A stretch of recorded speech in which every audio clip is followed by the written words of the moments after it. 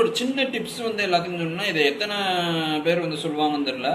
நீங்கள் மெஜாரிட்டி வந்து கொஞ்சம் இந்த நம்ம ஹெல்மெட் இப்படி போட்டிருக்கோம், அது கீழே இங்கே வந்து இங்கே ஹோல் மாதிரி இருக்கும் நம்ம வாய்க்கு டேட்டா.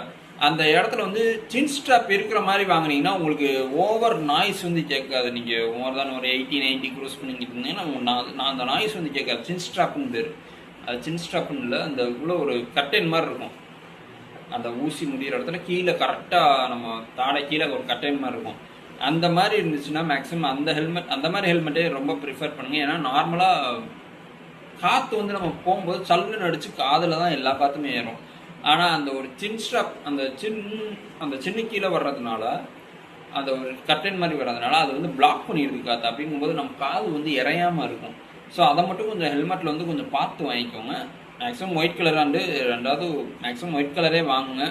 இல்லாட்டி ஒயிட்டில் கிராஃபிக்ஸ் இருந்தால் கூட வாங்க. ஆனால் ரொம்ப பிளாக்காக தான் வேணும் அப்படின்மா இருந்துச்சுன்னா பிடிச்சதுன்னா வாங்கிக்கோங்க.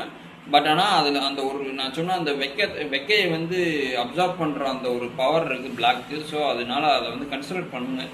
கன்சிடர் பண்ணிட்டு உங்களுக்கு அப்படி இல்லை பிளாக் தான் வேணும்னா ஓகே ஃபைன், ஏதோ ஒன்று ஹெல்மெட் வாங்குறீங்களா அதுவே பெரிய விஷயம். சேஃபாக ரைட் பண்ணுங்கள். தேங்க்யூ.